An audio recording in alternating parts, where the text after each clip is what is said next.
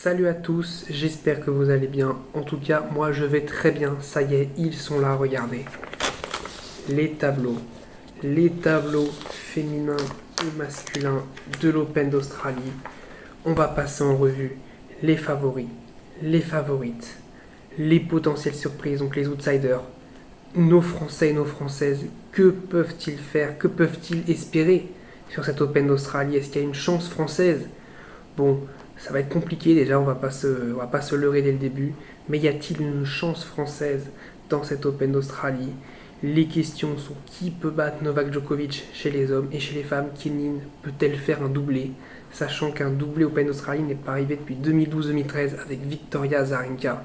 Ça va faire 9 ans cette année qu'un doublé n'est pas arrivé. C'est parti.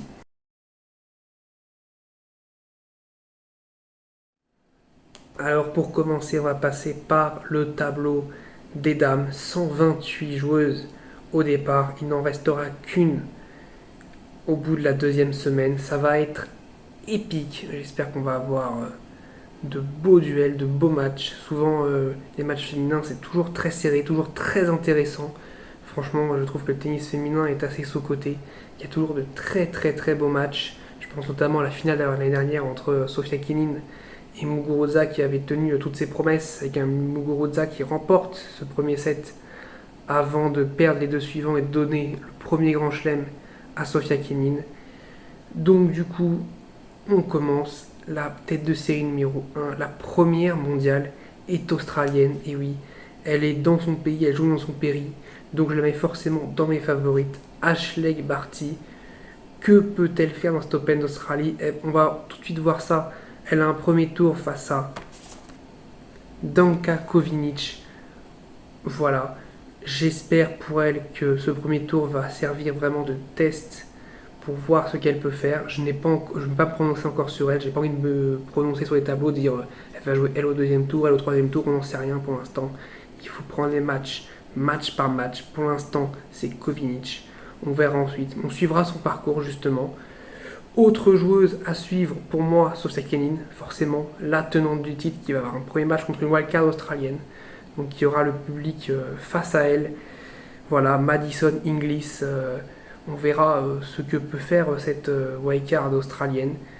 Les wildcards, attention, c'est souvent des joueurs et des joueuses qui viennent, qui voilà, sont invités et qui souvent n'ont rien à perdre et qui peuvent parfois créer des surprises. Donc Sofia Kenin, attention, surtout qu'on sait que le tableau féminin est toujours jonché de surprises.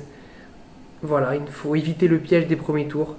Ça va être périlleux, les parcours chez les dames, c'est toujours très périlleux, mais voilà, je pense quand même que Sofia Kenin a le moyen quand même largement de passer ce premier tour. Autre favorite pour moi, Garbiñe Muguruza, forcément, qui a été finaliste l'année dernière. Alors c'est une joueuse vraiment en mode... voilà, c'est ça sur courant alternatif. Ce sera quel courant? Est-ce que ce sera le très très haut de Muguruza qui est capable de remporter Wimbledon, Roland Garros? Ou alors est-ce que ce sera le très très bas qui peut perdre dans les premiers tours de n'importe quel tournoi? C'est l'inconnu Muguruza. Ce sera justement son premier tour où elle nous répondra à cette réponse contre Margarita Gasparian, une lucky loser. Donc voilà, logiquement ça devrait passer, mais comme je l'ai dit pour Kenin, les matchs pièges, ça existe pour les femmes aussi. Autre favorite forcément, Serena Williams, 23 titres du Grand Chelem à son actif. Son objectif, on le sait, c'est d'aller rattraper Margaret Court qui est à 24 unités. Mais ça fait depuis 2017 justement, ça va faire 4 ans là qu'elle n'a pas remporté de Grand Chelem. Ça va commencer, l'âge a commencé à peser. Elle va commencer face à Singmoon, l'Allemande qui avait battu d'ailleurs Kristina Mladenovic au premier tour de Roland Garros. Voilà, comme je l'ai dit, toujours un premier tour, faut le prendre. C'est toujours une surprise. Donc attention, même si Serena Williams c'est toujours sérieux sur ses premiers tours, l'objectif pour elle, c'est de ne pas perdre de l'énergie, c'est de passer ce match en deux manches, ne pas prendre une troisième manche, ne pas avoir une fatigue physique et mentale surtout. Ça va être très très important pour elle. Autre favorite, autre chose à suivre vraiment, la dernière vainqueur en Grand Chelem, Iga Swiatek, qui a remporté Roland Garros, voilà, à 20 ans. 20 ans, elle a déjà remporté un Grand Chelem, c'est incroyable. Elle avait totalement massacré Alep, 6-1, 6-2 je crois de mémoire à Roland Garros. Elle a dominé la finale contre Sofia Kenin. Voilà, donc on va voir ce qu'elle peut faire en Australie. Les autres joueuses que je veux suivre dans ce tournoi, dans ce premier tour, c'est Simona Alep.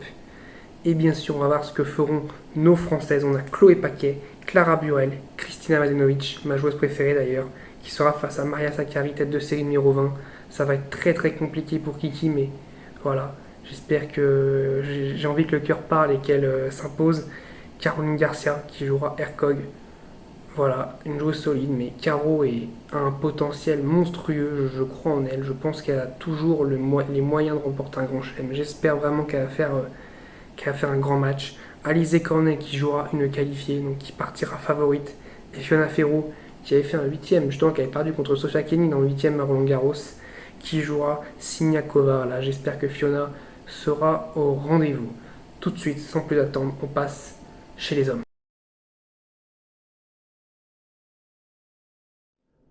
Contrairement à chez les femmes où tout le monde peut gagner, chez les hommes, je dégage un grand favori et trois favoris. Et après les outsiders. Le grand favori, je pense que vous l'aurez tous deviné, c'est Novak Djokovic. Djokovic qui n'a perdu que trois fois sur les 10 dernières années à l'Open d'Australie. Et dans ces trois défaites, il y a Wawrinka en 2014 qui a gagné le tournoi, un Wawrinka qui était monstrueux. 2017, il perd contre Istomin, mais il avait des problèmes psychologiques, personnels, et c'est très compliqué quand on a des problèmes personnels de jouer au tennis. Et 2018, il perd en faisant de blessure contre Eyon Chung. Donc voilà, je pense que tout est dit sur Djokovic. Il est à un niveau stratosphérique en Australie.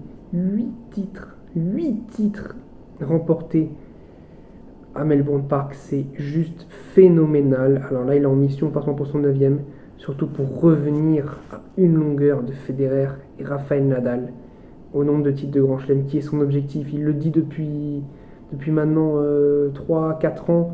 Je veux battre Roger Federer au nombre de titres de Grand Chelem. Il a l'occasion de s'en rapprocher, mais il y a pour moi trois joueurs qui vont pouvoir l'empêcher de le faire. Dominic Thiem, qui a perdu en finale contre Djokovic. Ils ne pourront pas se rencontrer en finale cette année, puisque s'ils doivent se rencontrer, ce sera forcément en demi. Dominic Thiem qui a un tour contre Kukushkin. Voilà, je pense que ça va être un premier tour important pour Thiem. Thiem qui a toujours du mal à commencer les grands chelems, il faut qu'il commence fort.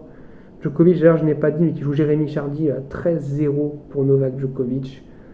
Je souhaite bonne chance à Jérémy Chardy sur ce match. Courage à lui. Et on a de l'autre côté Nadal. Forcément, Rafael Nadal, on est obligé de le mettre. Même si sur dur, il n'arrive plus à battre Djokovic. Et Daniil Medvedev. Daniil Medvedev, pourquoi pas une belle surprise au Open d'Australie. On verra. Les jeunes comme Medvedev et tout, faut les voir passer les tournois. Parce qu'on a l'impression qu'arriver en demi-finale, c'est banal. Quand on voit des Djokovic, des Nadal, on voyait Federer. Mais c'est dur. Il faut gagner 5 matchs avant. Nadal, Djokovic, ils n'arrivent pas en demi. C'est presque un exploit, un séisme, un coup de tonnerre. Là, il faut que les Medvedev, les teams, ça devienne pareil pour eux. Qu'ils deviennent de plus en plus réguliers. Et peut-être qu'à ce moment-là, on pourra vraiment les voir comme des futurs vainqueurs de Grand Chelem. Mais même là, moi, je les mets quand même dans les favoris. Je les mets au même niveau que Rafael Nadal et en dessous de Novak Djokovic. Tout de suite, on passe aux outsiders et aux chances françaises. Alors, pour mes outsiders, quand je regarde mon tableau, j'ai forcément Alexander Zverev. D'ailleurs, Alexander Zverev qui a fait un grand match contre Djokovic à la ATP Cup ce matin. Malheureusement, il a perdu 7-5 au troisième, mais qui a été très fort. D'ailleurs, il a fait gagner le double aussi à l'Allemagne. Voilà, Zverev, par contre, en Grand Chelem, toujours compliqué. Il a toujours des matchs très durs. Il n'arrive pas à tuer les matchs. Voilà, c'est son problème que j'ai répété dans ma vidéo dernière. Zverev qui a toujours du mal à tuer ses matchs. Il va falloir qu'il les tue s'il jamais il veut gagner un Grand Chelem parce que voilà, jouer en 3-7 gagnants pendant 7 matchs, si on veut aller au bout, il faut gagner 7 matchs en 3-7 gagnants, ça veut dire au moins 21-7. Si on en laisse passer à chaque fois 1 ou 2 par match, je vous laisse faire le calcul, physiquement ça devient très dur. Et quand je pense qu'il a failli remporter l'US Open de cette manière-là, je me dis que physiquement ce joueur c'est un monstre. C'est vraiment un monstre. Voilà, je n'ai pas d'autre mot, Zverev qui physiquement est peut-être l'un des meilleurs joueurs actuel. Il est très très fort physiquement. Autre outsider, Andrei Roublev. Je pense que voilà, Roublev, même s'il n'a pas fait mieux que Carr pour l'instant au Grand Chelem, parce que c'est pas justement le jour, enfin le tournoi où il peut faire mieux que Carr, aller en demi. C'est le prochain step pour lui. C'est pour ça que je le mets en outsider. Hein. Il a absolument pas pour l'instant le potentiel pour être favori. Il n'est jamais arrivé en demi-finale de Grand Chelem, donc c'est impensable de le voir gagner pour l'instant le Grand Chelem. Après, il peut peut-être gagner, pour ça je le mets dans les outsiders. Parce que Roublev, quand il est à 100%, ça balance quand même. Il faut aller le chercher. Voilà, il a un jeu par contre qui est très plaisant à voir jouer. Hein. Il est capable, quand il joue bien, que tout rentre. C'est vraiment très très beau à voir. Par contre, quand il n'y a rien qui rentre, c'est beaucoup moins beau à voir. Tsitsipas. Tsitsipas. Alors, Tsitsipas, je mets un point d'interrogation. Je le mettrai dans les outsiders. Ça va dépendre de son match face à Gilles Simon au premier tour. Gilles Simon peut être une énorme surprise sur ce premier tour. Ça peut être la trappe pour Tsitsipas sur ce premier tour. Et je pense que ça va être un match à prendre très très au sérieux pour Tsitsipas. Je lui souhaite en tout cas. Sinon, ça va être la trappe. On a quand même pas mal de Français. Donc, on a dit Jérémy Chardy qui jouera Djokovic. Bon, voilà, comme j'ai dit, bonne chance. Corentin Moutet, mon petit chouchou français qui jouera John Millman. J'espère que Corentin va être solide. C'est un match, franchement, il peut le prendre ce match. C'est un bon tirage pour lui, mais ce sera Millman à la maison, faut le prendre. On aura Gaël Monfils, qui n'a pas gagné un match quasiment depuis un an, qui jouera Ruzovi. Là, il faut le gagner celui-là, Gaël. À un moment, il faut le gagner. Hugo Humbert, la nouvelle pépite française, ce que tout le monde voit comme l'étoile montante française, qui jouera Yushuama. Voilà, Humbert d'ailleurs qui est tête de série, il faut prendre ce match-là, c'est important mentalement. Benoît Paire qui jouera Gerasimov. Benoît Paire, voilà, rien à dire, on va le laisser répondre à s'il peut gagner ou pas le match. Quentin Lys, le qualifié français qui jouera Pablo Andújar. Pierre Hugerbert qui jouera Fabio Fognini. Je pense qu'il peut bien énerver Fabio Fognini avec ses services volés. Herbert qui avait fait 5-7 épiques contre Zverev à Roland Garros sur le Châtrier, c'était un match absolument plaisant. Malheureusement, un Herbert qui a craqué dans le 5ème set, mais voilà, c'est le problème du physique.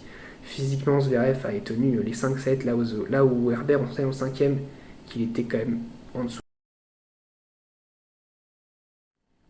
Je pense que beaucoup de monde ont coché ce match entre Grigor Dimitrov et Marin Cilic. Voilà, un vainqueur de Grand Chelem, Marin Cilic, un triple demi, pardon, finaliste de Grand Chelem, Grigor Dimitrov qui a fait demi-finale d'ailleurs ici en 2017 contre Rafael Nadal où il perd en 5-7, un match absolument énorme aussi de la part de Dimitrov qui avait vraiment excellé, qui a gagné le Masters. Voilà, donc un vainqueur de Grand Chelem contre un vainqueur du Masters. Voilà, ça va être pour un premier tour, c'est un très très beau match, même si Cilic n'est plus à son niveau où il était entre 2014 et 2018, on va dire. Dimitrov, c'est alternatif, mais c'est quand même très très beau à voir. Et puis l'autre match aussi, Kei Nishikori, Carreño Busta. Moi je veux bien voir ce match. Je me souviens de ce huitième de finale de 2019. Je sais pas si vous en rappelez, mais où Carreño Busta mène 8-5 dans le super tie-break de la cinquième manche. Il y a une erreur d'arbitrage, en tout cas il y a un litige. Il pète totalement un câble, il ne remporte plus un point, il part, il ne serre même pas la main à l'arbitre, il balance son sac sur le court, il était furax. Alors là, c'est la revanche pour Carreño Busta. On a un Nishikori qui a une blessure, donc on va voir son niveau, mais en tout cas, je trouvais quand même ce match beau pour la symbolique, quand même, de voir que des joueurs qui se sont retrouvés en huitième il y a 2 ans peuvent se retrouver au premier tour. Ça montre quand même le tennis se développe quand même très très très très vite. Donc voilà, on fera un point très vite, on débriefera les premiers tours, on verra les joueurs et les joueuses, ce que tout le monde va faire. Sans plus attendre, je vous dis portez-vous bien. Salut.